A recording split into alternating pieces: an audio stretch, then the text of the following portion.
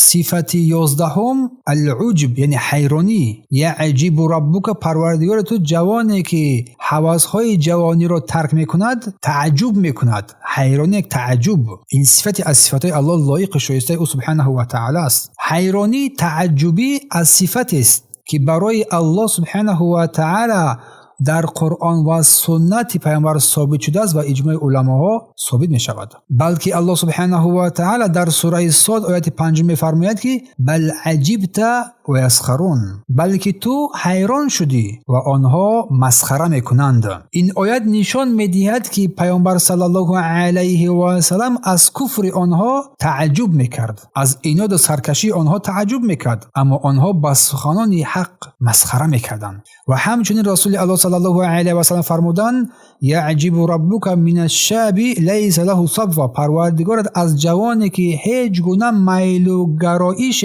به گناه ندارد تعجب میکند. جوان است، هر کار را انجام داده میتواند، ولیکن از به این میل ندارد، به این میل نمیکند. این حدیث رو امام احمد در مسند روایت کرده هستند از عقبه ابن عمیر با سند مرفوع که سند که به رسول الله میرسد. و اینجا سخن پیامبر صلی الله علیه و سلم لیس له صبوه یعنی که هیچ میل به سوی گناه ندارد تعجب میکند الله سبحانه و تعالی. اشاره به جوان است. گوش بدهید خواهران و برادران، اشاره به جوان است که در سن جوانی قرار دارد، با وجود میل و خواهشش و هوا و احساسات طبیعیش از گناه خود را خودداری میکند، برای حق قدم میزند، نوبسته از میل و خواهش، از احساساتش همه این رو یک طرف گذاشته و سوی حق قدم میزند. و در سند که این حدیث از ابن لحیه ذکر شده است، در بین محدثین بعضی از راویان گفتند که با ضعیف بودن اشاره می شود. این حدیث از روایت ابن لحیه، از این رو باید در صحیح حدیث احتیاط شود، احتیاط کنیم، گرچه که مضمون این حدیث تعلیم با تعلیمات اسلامی موافق است، صحیح است. یعنی و صحابگان کرام رضی الله عنهم همگان در تعیین نمودن اثبات نمودن صفات حیرانی الله سبحانه و تعالی اتفاق کرده بودند. برای همین لازم است برای ما و شما این که صفات الله را، این صفات الله سبحانه و صفات حیرانی را بدون تحریف، بدون تعطیل، بدون تحریف، بدون تمثیل، مثال زدن، منعکس کردن قبول کنیم، بپذیریم. این حیرانی واقعی است و موافق شأن و بزرگی الله سبحانه و تعالی است. یعنی که در اینجا ما در بیان صفت عجب، تعجب کردن الله، حیران شدن الله سبحانه و تعالی، الله هم حیران می شود در بعضی مسائل از بندگانش. اما تفسیر اهل تعطیل رد کنندگان صفات الله سبحانه و تعالی هستند. اهل تعطیل گروه از عالمان که صفاتهای الله را از معنای ظاهری رد میکنند، از مردم عجب حیرانی پاسخ دادن علما بر این کسانی که تفسیر کردن این را به سوی بی‌عدالتی. اما مؤلف ابن قدامه این تفسیر آنها را رد میکند، چون یک گروه از علما شاید این را تفسیر کرده باشند به معنای مخالف ظاهرش. برای همین ابن قدامه این را تفسیر میکند، به آنها رد میکند سخنی کسانی که این را تفسیر کردن و تعطیل کردن، این را تغییر دادن بر همون قاعده چهارم که ما در درس دوم که اول گرفته بودیم. پس نوعهای تعجب کردن، نوع اول از تعجب که از ندانستن سببها به پیش می آید، از نادانی به پیش می آید. یعنی که این نوع معنای آن را دارد که یک شخص از سبب نادانی، نادرست فهمیدن واقعه ها یا از نامعین بودن تعجب می کند به کاری به چیزی.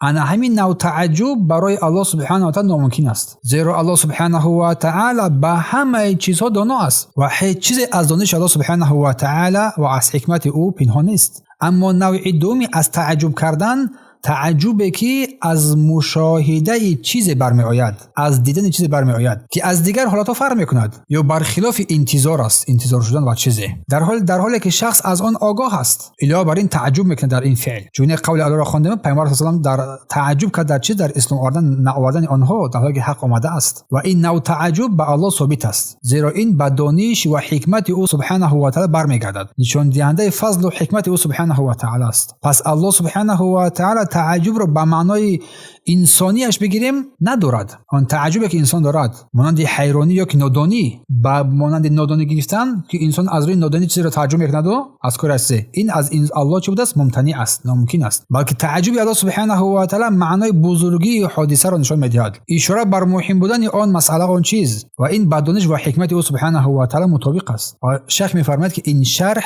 در صفت ضاحک، یعنی که خندیدن الله سبحانه و تعالی که نسبت الله سبحانه و تعالی داخل دارد، که از روی سنت و اجماع سلف ثابت شده است، بیان می شود. و شرح حدیث رسول الله صلی الله علیه و آله فرمودند که یضحک الله علی رجلین یقتل احدهما الاخر.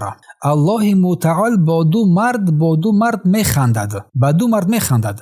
یکی یعنی خوشنود میشد الله سبحانه و تعالی بر آنها میخندد. برای چی؟ که یکی از آنها دیگری رو میکشد، یکی از آنها دیگری رو میکشد. یدخلان الجنه ولیکن هر دوی آنها داخل بهشت میشوند. الله میخندد، یعنی خوشنود میشود. یکی دیگر رو به قتل میرساند که بالاخره چیز هر دو داخل بهشت میشوند. یعنی منظور در اینجا رسول الله اون شهر داگه میگه یقاتل هذا فی سبیل الله، یعنی یکی از این در راه الله سبحانه و تعالی میجنگد و این که در راه الله جنگید کشته میشود. آن کسی که این را کشت وی کافر بود، فهمو؟ این کشته شده در راه الله شهید می شود، داخل بهشت می شود. سپس آن کسی که این را کشت وی را الله سبحانه و تعالی به اسلام هدایت میکند و اسلام میورد و توبه میکند و از این کاری کردهش اسلام میپذیرد و سپس در راه الله میجنگد و این هم چیز شهید می شود. که این حدیث رو بخاری در کتاب جهاد در باب کافر مسلمان رو میکشد و سپس توبه میکند و شهید می شود ذکر کرده است تحت رقم 2826. و مسلم هم در باب امارت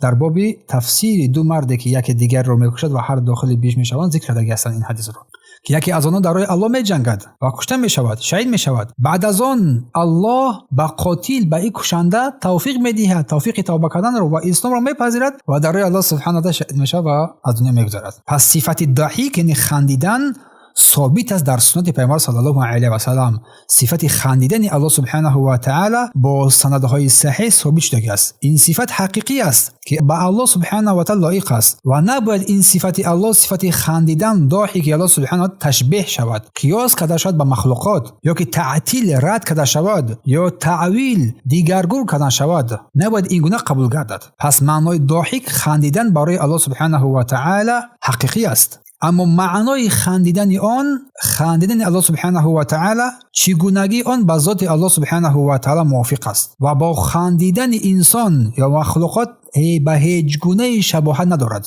و صفت خندیدن این نشان دهنده رضایت است و رحمت و احترام الله سبحانه و تعالی به بعض از اعمال و بعض از حالات هاست. فهمو؟ پس بیان تفسیر این حدیث خندیدن الله سبحانه و تعالی نشانه رضایت و رحمت اوست که در این مورد به فضیلت بزرگی توبه و شهادت اشاره میکند. توبه بنده و شهادت او اشاره مینماید. و این خندیدن الله سبحانه و تعالی حکمت کامل الله را نشان میدهد که چگونه شخص میتواند پس از گناه بخشیده شود و همچنین علاوه بر بخشیدن به درجه بلند هم برسد. این قسمت نشان میدهد که انسان هیچگاه از رحمت الله ناامید نباشد، همیشه به سوی الله توبه کننده باشد، هر عملی که انجام داده باشد.